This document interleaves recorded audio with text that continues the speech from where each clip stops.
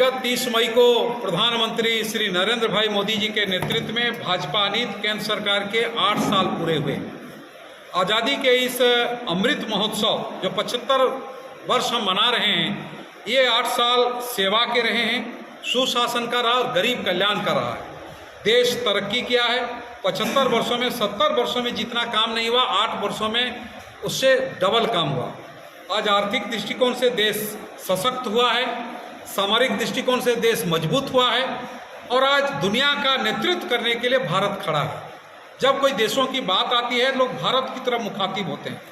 रूस और यूक्रेन के युद्ध के समय दुनिया 2 पार्टों में बंट गई, लेकिन भारत की गुटनिरपेक्ष नीतियाँ, रूस से भी अधिक अच्छा संबंध और यूक्रेन से भी अच्छा संबंध, लेकिन पार्टी भारत नहीं बना। कोरोना काल में जहां दुनिया कोरोना से निजात लेने के लिए परेशान थी, भारत प्रधानमंत्री श्री नरेंद्र मोदी अपने नागरिकों को बेहतर इलाज, ऑक्सीजन की उपलब्धता कराते हुए कम समय में 2 वैक्सीन और बूस्टर डोज देश के 95% नागरिकों को देने का काम किया। अब तो 15 साल से अधिक बच्चों को भी डोज मिल गया है और इतना ही नहीं, गरीब मुल्कों को भी वैक्सीन दिया गया।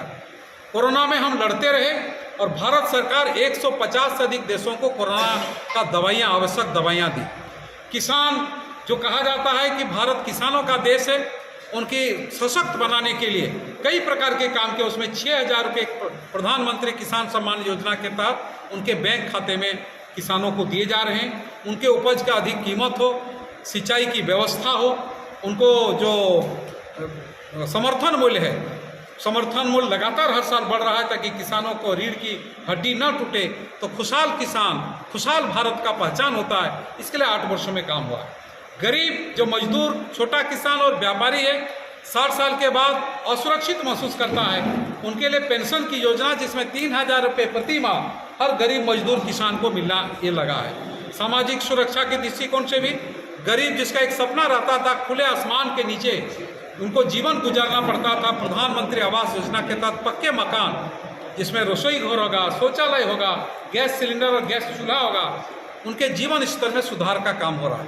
आज राष्ट्रीय शिक्षा नीति, जो आज़ादी के बाद हर व्यक्ति महसूस करता है कि हमारी मातृभाषा में प्राइमरी शिक्षा हो, शिक्षा लेने के बाद बेरोजगारों की पंक्ति में खड़ा न होना पड़े, शिक्षा होने के बाद हम रोजगार के अवसर हमको मुहैया हो, इस प्रकार के एक राष्ट्रीय शिक्षा नीति 70 वर्षों के बाद ये प्रधानमंत्री जी ने आया है।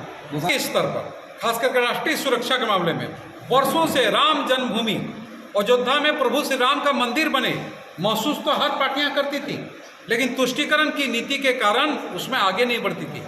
माननीय सर्वोच्च न्यायालय के निर्णय के बाद अति शीघ्र उसका भूमि पूजन हुआ और देश में, दुनिया में निवास करने वाले करोड़ों जो राम भक्त हैं और हिंदू हैं, उनको लगा कि प्रधानमंत्री नरेंद्र मोदी के नेतृत्व में एक बेहतर, अभी बनारस में, वाराणसी में काशी का जो सिंडिकेट सर्किट बना, आज एक तीर्थस्थल के रूप में विकसित हुआ है। जम्मू कश्मीर की समस्या थी, धारा 370 के तहत जम्मू कश्मीर भारत से अलग थलग पड़ा था।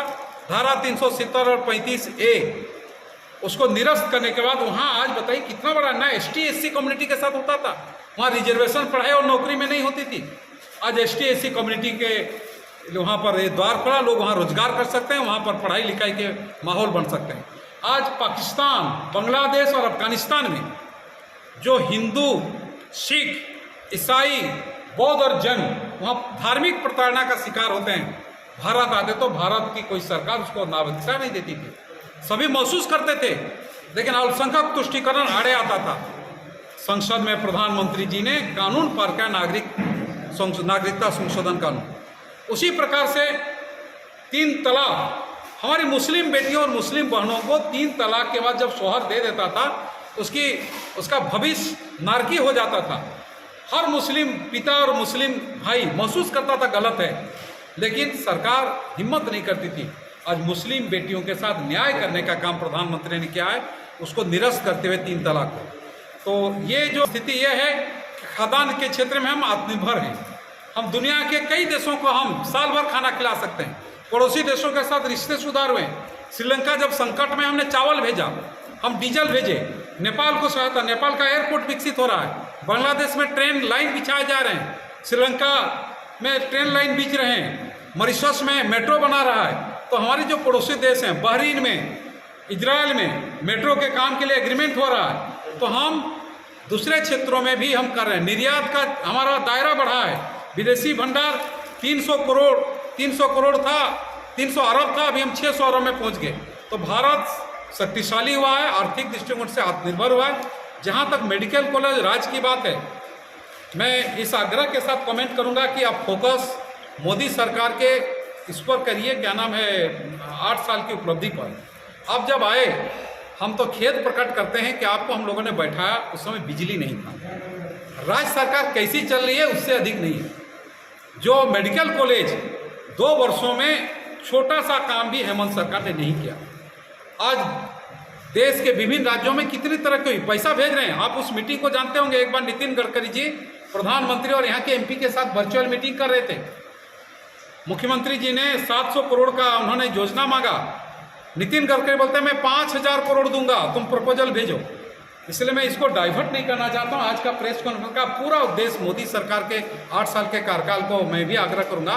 लेकिन आप भी भली भांति जानते हैं, अगर केंद्र सरकार की योजनाओं को धरातल पर यहाँ उतारने में है तो हेमंत सरकार है, वो विकास चाहती ही नहीं है।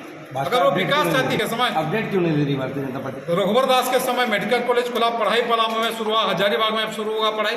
इसलिए मैं उस विषय को नहीं जाना चाहता हूँ। आपका टॉपिक आज का मोदी सरकार के 8 साल की उपलब्धियाँ, इसलिए मैं दूसरा दिन जब आऊँगा तो बहुत सारे फहरिस्त आपको बताऊँगा क्या है।